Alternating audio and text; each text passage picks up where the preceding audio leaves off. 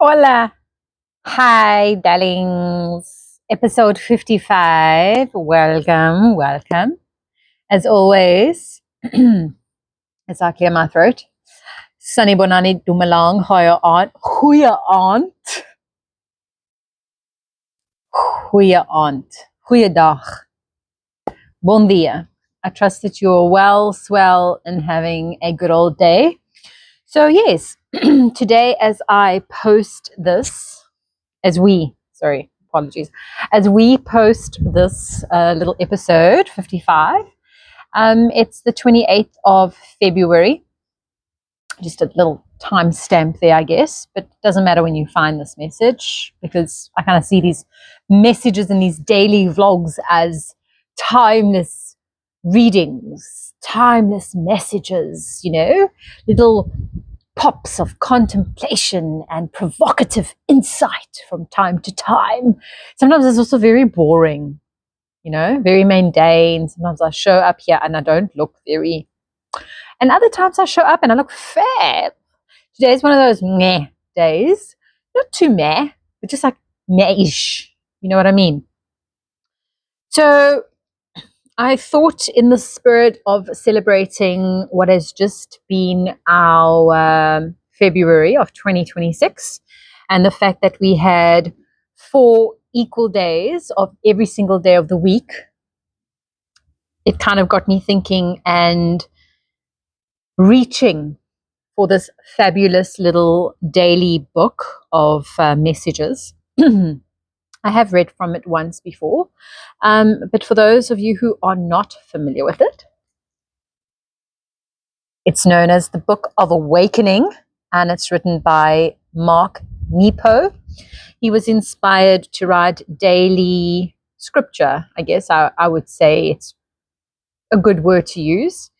After a time in his life where he found out that he was potentially dying, and he wanted to fully embody his days for a totality of a year. And it's kind of like his process and the insights that reveal themselves to him, messages that he feels are of benefit not only for himself while he was embarking or going through this journey, but also for us humans also, who look from the outside in and not necessarily experience from the inside out. So today's message, as I turn it here, reads. So it's known as the Stones of Chimayo. Hope I'm enunciating that name correctly. I'd rather learn from one bird how to sing than teach 10,000 stars how not to dance. So that's a little quote by E. Cummings. And then his little passage that he put together reads, on the way to Chimayo, a woman saw 2 Spanish farmers repositioning stones in a riverbed to redirect the flow. She felt compelled to help. She had the feeling that this had been done for centuries, their mothers and fathers, their grandfathers and grandmothers, each in their own time and way, picking up the same stones pushed about by storm or drought and putting them back so the water can continue. It seems this is the never-ending work of relationship. Each of us, in our own time and way, moves the stones between us, repositioning the heavy things that get in the way so the life of feeling can continue. The weather of simply living jams things up, and we, like every generation before us, must roll up our pants and sleeves, step into the river, and unclog the flow. Of course, we need to ask, what are the stones pushed about between us? What are the heavy things that keep getting in the way? No doubt, they are infinite and particular, but often they are made of habits of not seeing, not hearing, not feeling, not being present, not risking the truth, not risking the heart's need to live out in the open. That we close off, jam up, spill over, and dry up are all part of being human in the gravity of time. That we feel compelled to stop and help even strangers move the heavy thing out of the way, is an impulse known as love. So I guess it's going to be 4 or 5, 1, 2, 3, 4, 5. There'll be like 5 little suggestions after this reading. Perhaps something to contemplate on. Sometimes it's something to action upon. But yes, perhaps there's something here that will speak to your heart. So some recommendations to bring this passage to life. Identify something heavy within you that seems to be in the way. Does it have to do with a habit of not? If so, try to name what it is you are not allowing to flow freely within you. If you are not seeing, breathe slowly and begin the vow to see. If you are not listening, breathe slowly and begin the vow to listen. Be honest in assessing how heavy the stone in you is.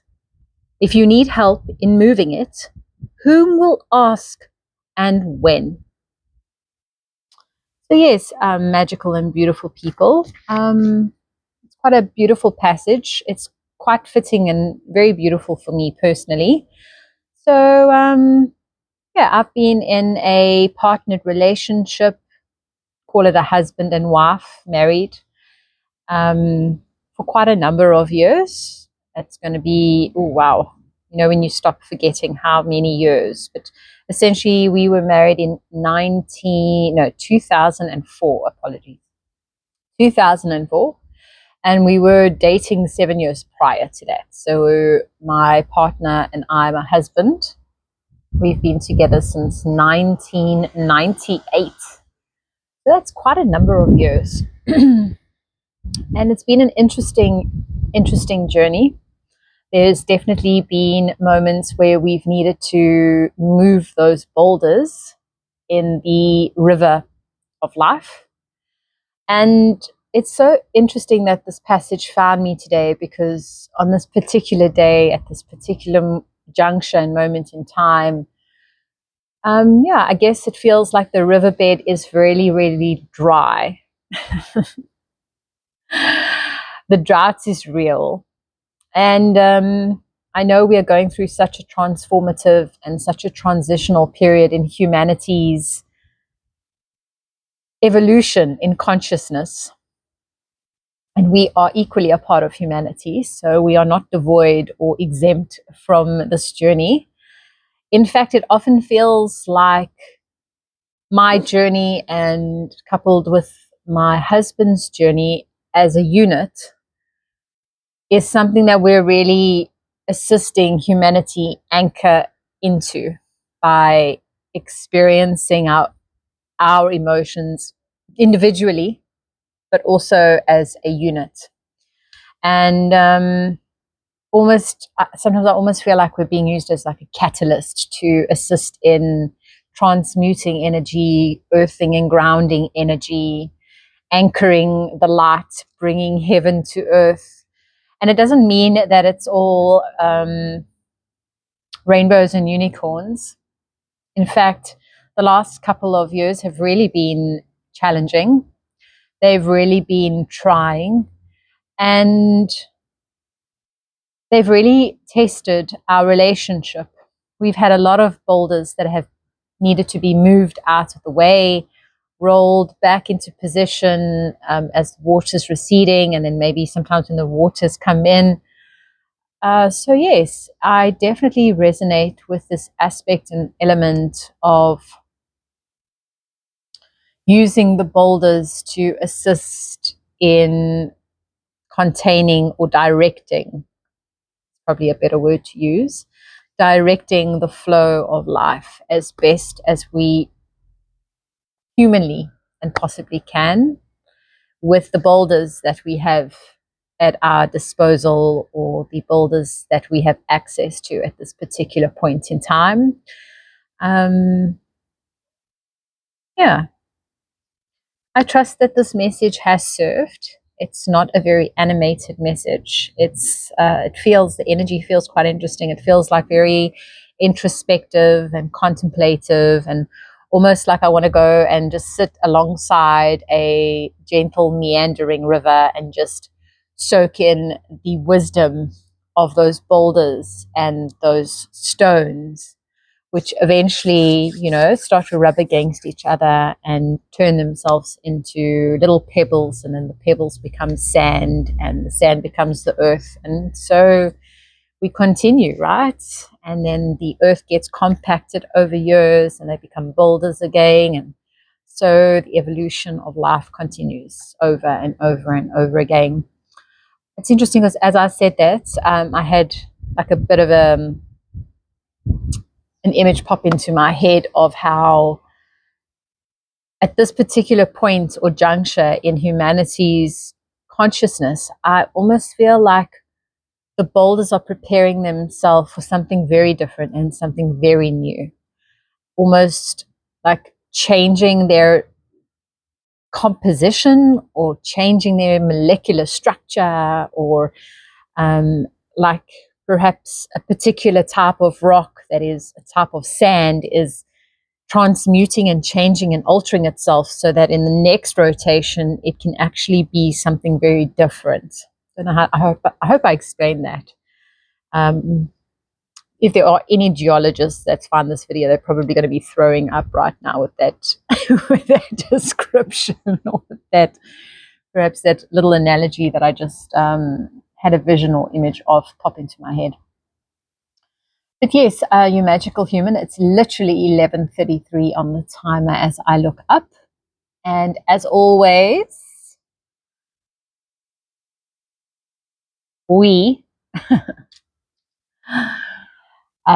yes, we would just always like to remind you to continue to sow those seeds, allowing for the flow of not only the river, but of life to guide you and ultimately find you, so that you may grow, illuminate, and glow. Until tomorrow's episode, fabulous episode 56. Stay magical, stay brilliant, and keep shining your unique ray of light and removing all and any unnecessary disguise. Peace out, and until then.